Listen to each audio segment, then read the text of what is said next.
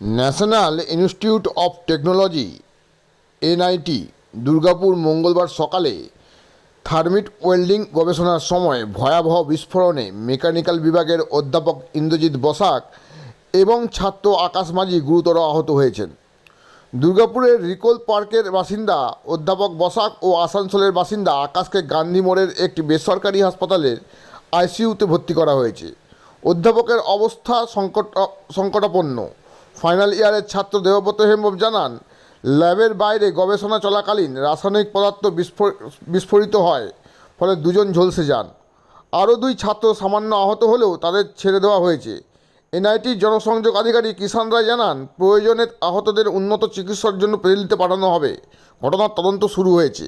গ্রামাঞ্চল শিল্পাঞ্চলের খবর, bureau report.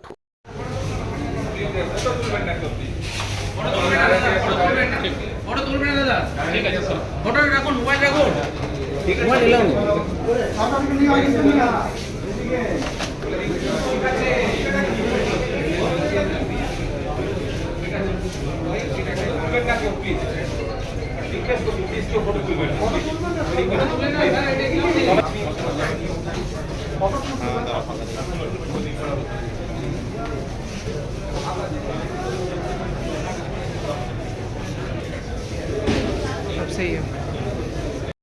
বলতে সেরকম বলতে ওদের এক প্রজেক্ট ওয়ার্ক চলছিল, ঠিক আছে। ফাইনাল ইয়ারের আমাদের একটা প্রজেক্ট করতে হয়, ঠিক আছে। তো প্রজেক্টের সময় এক্সপ্লেন করতে গিয়ে তো একটু ব্লাস্ট হয়ে যায়, ঠিক আছে। কোথায় হয়েছিল ব্লাস্ট?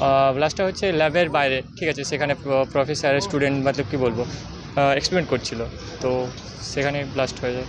তো যেমনি এক্সপেরিমেন্ট করা চলছে, যেসব সিকিউরিটির জন্য যে ড্রেস পরা থাকে সেগুলো ছিল? হ্যাঁ, সেগুলো ছিল প্লাস, ঠিক আছে। বাট এবার সেসব মানে ব্লাস্ট হলে তো সামনাসামনি সবাই ছিল, তো ওগুলো তো সে কতজন আহত হয়েছে? প্রফেসর মতলব দুজন আহত হয়ে গেছে, ঠিক আছে। আর এমনি নর্মাল লেগেছে দুজন স্টুডেন্ট তো ওখানে আছে, আর দুজন এখানে লেগেছে, একটা প্রফেসর আর একটা স্টুডেন্টের। টোটাল চার? হ্যাঁ, টোটাল 4 জনের। আচ্ছা, বেশি গুরুতর প্রফেসর, প্রফেসরের নাম কি? নামটা বেশ ভুলে গেলাম, বাট প্রফেসরের। আর যে ছেলে লেগেছে যাকে দেখতে এসছে? হ্যাঁ, তিনি ও হচ্ছে আকাশ মাঝি। আকাশ মাঝি? কোথাকার বাসিন্দা? আসানসোল।